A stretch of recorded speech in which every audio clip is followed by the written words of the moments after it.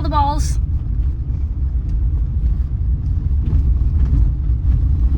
Not to say that they were underwhelming. It was definitely a cool stop. They just don't have like a lot of information about them, honestly, which was like rather interesting. And a lot of the spheres were picked up because the banana farmers came through and like moved some of them and to create these banana farms, which was also pretty sweet because they had like this like cable system, and I'll put a picture here, and that moves the bananas, which is pretty cool to see. And then let's see what else about the spheres that was cool. I mean, some of the sculptures that were made out of stone were really cool that they recovered there.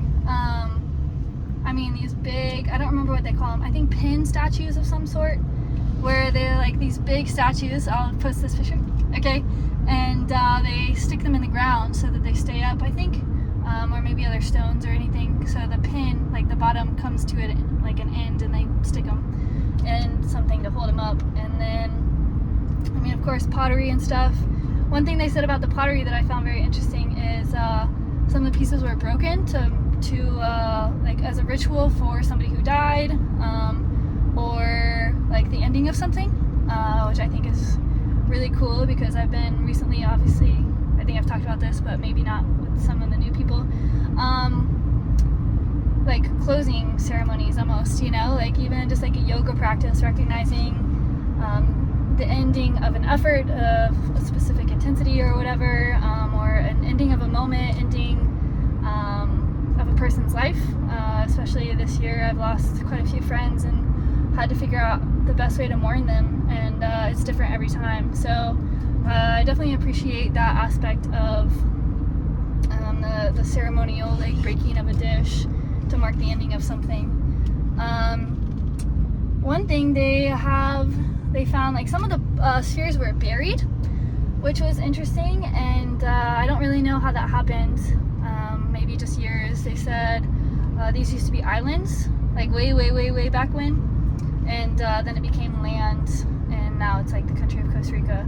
But I guess the islands would have been the mountains, and then like we're in the valley of where the water used to be, which is like so nuts.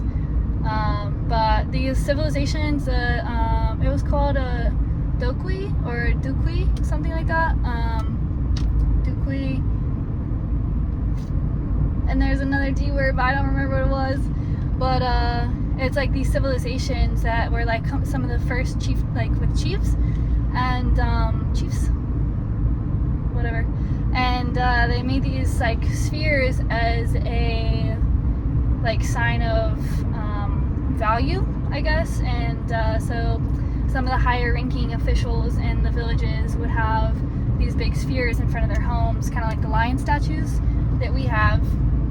And I thought that was pretty cool. And then there's a couple that are buried, and then a couple that are not in lines. And they said that it could be, again, unknown because some of them were moved, but that it could be like a sign of a certain day. So when they line up with the sun or when they line up with the moon, it marks the day of an event or something that happened in the village, which I think is really, really cool. And yeah, that's pretty much what I learned. Yeah, I'll post another picture of the balls in a row. But yeah, so definitely glad I stopped. I think it was a really cool thing to walk through. And then I met somebody who said, oh god, look at some, maybe you can't even see outside my dirty ass window.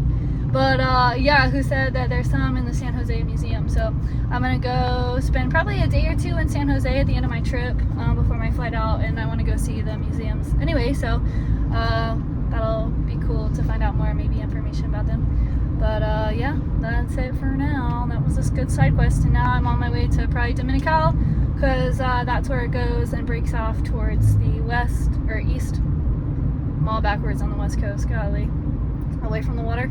And yeah, I'll probably go into the mountains. I'm still undecided, honestly, so I'm glad I have a night to kind of decide. But I need to find a place to stay in Dominical, because the hostel that I was staying at is now $82 a night. for a private room, but I'm like, oh, I don't really want to do that. So we'll figure it out though, per usual. Alright,